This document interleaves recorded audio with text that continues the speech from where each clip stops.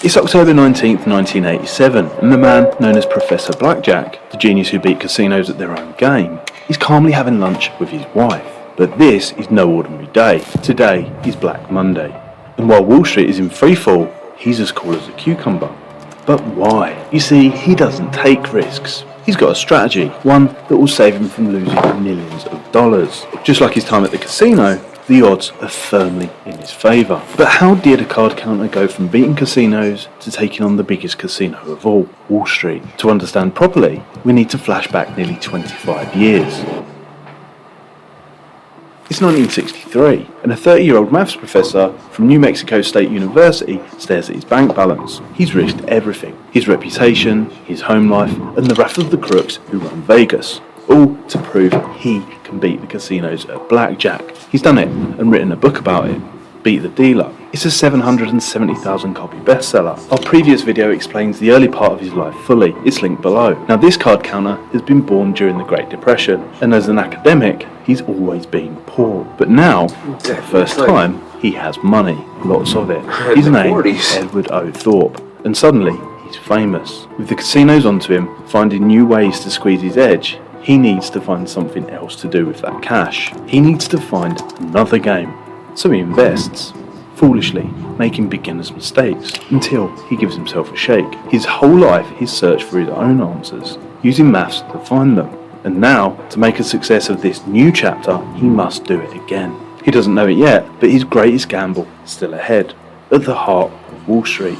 At the start of 1964, Ed spends his summer in Beverly Hills, inside Martindale's, a famous old bookstore, where he reads everything he can about investment. The summer of 1965, he does it again, until one day he reads about common stock purchase warrants. A common stock purchase warrant, or call option, gives its owner the right, but not the obligation, to buy an asset at a specific price, within a specified time period. The buyer pays a small fee to purchase the warrant, but this fee is the maximum you can lose if the stock doesn't rise in value within the time period. The maximum you can win, though, if the value does rise, is limitless. It's a light bulb moment. He can control a large number of shares with a small investment, guaranteeing him a big profit without the risk of a big loss, if, that is, he can once again use maths to give himself an edge. He's already used it to drain the bottomless cash pit called Vegas. Now, he wonders, could he develop a foolproof system, usable by anyone, to beat the greatest casino on earth, Wall Street? Ed keeps thinking. It's slow work. But in the fall of 1965, he takes on a new role at UC Irvine and meets a fellow academic called Sheen Kassouf, who spotted the same opportunity. Together, they hammer out a theory and publish it in a new book, Beat the Market. In it, Thorpe claims that you can outsmart the stock exchange if you follow his 3 simple steps. But he's not a trader. He's won a bit of blackjack, but Wall Street is different, say the critics.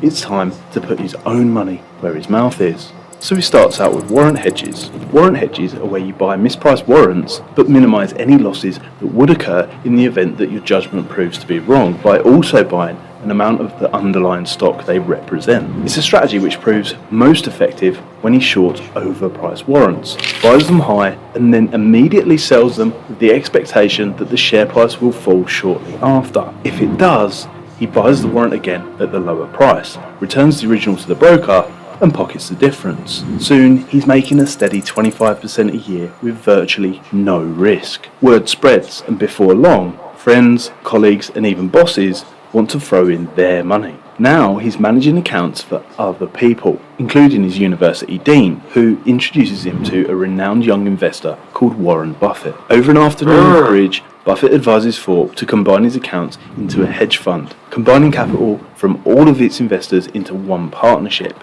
investing in the same pool of diverse assets. He does so, calls it Princeton Newport Partners, and is underway. At the core of his approach is what's called efficient market hypothesis skepticism. The efficient market hypothesis says that you can't beat the overall market through stock picking or market timing, because any information you receive will quickly be reflected in the price of that asset. But Thorpe believes the stock market isn't efficient, and this forms the first part of his 3-point strategy. The first is identifying and exploiting mispriced assets. Thorpe will refuse to let the crowd do his thinking. He'll only make rational decisions based on these mathematical approaches. Quantitative analysis is the use of complex statistical modelling to guide investment decisions, crunching vast amounts of data to uncover inefficiencies in the market that others might have overlooked. Statistical arbitrage then exploits these inefficiencies, such as temporary price imbalances between related assets. For example, a stock and its futures contract.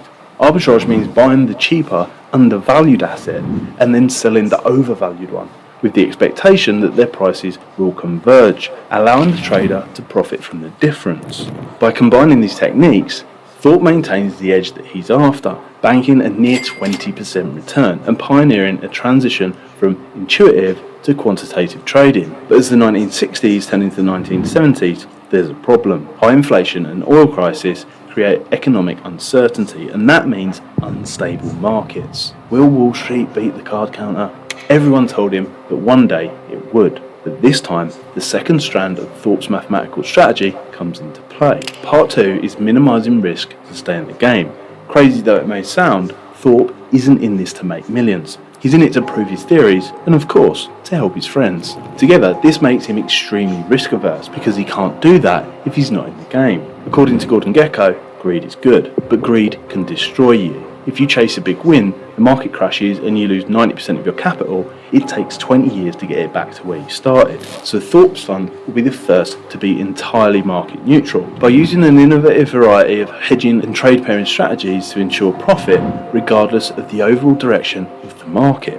For example, it will simultaneously buy undervalued stocks designed for long-term profit and overvalued stocks designed for immediate shorting. He also uses Kelly criterion, a formula created by mathematician John Kelly in 1956. By taking into account the likelihood of profit from a particular trade in historical win-loss ratios, it helps calculate what percentage of your money you should allocate to risk.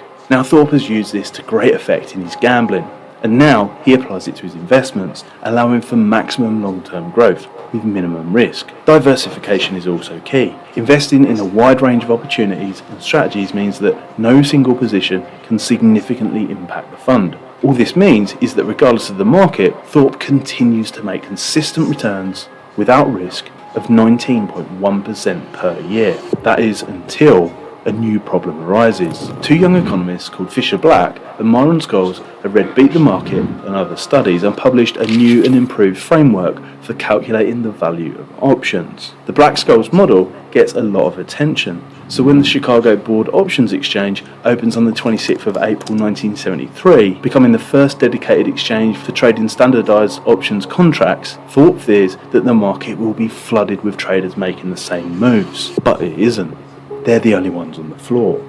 As he enters the 1980s though, and his successes and the Black-Scholes model become more well known, competition increases massively, with other hedge funds copying his strategies, making it harder for him to find and exploit mispricings. But Thorpe stays on track thanks to his third golden rule, staying disciplined. But before we see how his strategy will handle the greatest market crashes in history, please hit the subscribe button for more incredible stories of financial masterminds who beat the system. No matter what the outside noise, the fund always maintains a systematic, quantitative approach. Never chase extra profits, never let emotion play a part, and never be swayed by the crowd. Thorpe always sticks to his plan. Or, when the plan needs to evolve, always sticks to his principles, identifying mispriced assets and exploiting them without risk. Do that or do nothing. That's it. It's all aimed at achieving consistent long-term returns. Nothing else. Using these methods to identify his mispricings, manage risk and stick to the plan, across 20 years, Princeton Newport maintains a consistent return of just under 20%. In the whole of that time, it only has 3 down months, and those were less than 1%. In the words of Professor Blackjack himself, basically, we're just printing money. Until, on October 19th, 1987, when Wall Street faces the biggest challenge in its history. Even Thorpe didn't see it coming. But this crash of 1987 is not just an American experience. Around the world, stock markets fell faster than a skydiver without a parachute. Black Monday, the Wall Street crash. A severe, global and mostly unexpected stock market crash which ruins funds worldwide. Which is inconvenient, because Thorpe is having lunch with his wife Vivian, a daily ritual from which he does not deviate. He's assessed the risk of upsetting her. and it's just not worth taking. When the office calls in panic, he calmly finishes his lunch and then heads to his study to quietly think things over. He knows that this will be the end for many, but not for him. A pillar of his risk management has been to be prepared, even for a 25% drop in value. He is. So instead of worrying how much he might lose, he starts working out how much he can win. A significant price difference emerges between futures contracts and the actual index on the S&P 500, the stock market index which tracks performance of the 500 largest companies in America. Futures obligate the purchase of a sale of an asset at a price on a future date. Normally, the prices of the S&P 500 futures and the index itself are almost identical due to arbitrage, where traders buy the cheaper asset, futures, and sell the more expensive one, stocks, profiting as the prices converge. However, in moments of instability, limits are placed on the amount of stock that you can sell short. While others freeze to exploit the spread, Thorpe instructs his head trader to sell twice as many stocks as needed to hedge the futures, anticipating that only half will be allowed. And he's right, making an easy profit of $1 million. In 1989, a legal issue unrelated to Thorpe leads to the closure of Princeton Newport. But in August of 1994, now age 62, Thorpe goes again, with a new hedge fund called Ridgeline Partners, evolving his approach based not just on changes in the market and available technology, but on a lifestyle decision to invest more conservatively. He still bags an annual return of 18.2%, and then, in September of 2002, he stops. Most in his position keep accumulating houses, yachts, capital. When asked why he doesn't, he replies that he's just an academic testing his theories and recounts a famous anecdote. At a party given by a billionaire in Shelter Island, Kurt Vonnegut informs his pal, Joseph Heller, that their host, a hedge fund manager, had made more money in a single day than Heller had earned from his wildly popular novel, Catch-22, over its whole history. Heller responds, "Yes, but I have something he will never have, enough." What he values is time, not least of all to think. And in 2017, aged 85, when Tim Ferriss asks how now to beat the stock markets without dedicating your life to it, his answer is simple: go with the index. Across the past 200 years, equities which track the overall index have risen 10% annually. If a person simply buys the index and holds it, he will outperform most of all the other players. The ones who don't do that pay trading costs. They have more volatility from diversification generally. They often pay investment advisors, and they also pay taxes when they trade. From Vegas to Wall Street, Ed Thorpe, Professor Blackjack, has proven that with mathematics and the right decisions, anyone can beat the system. At 92, his curiosity has banked him a net worth of $800 million. Learning how he beat Vegas casinos is fascinating. Check out the story in this video up next. It's one of the best you'll see this week. Jack, it's crazy.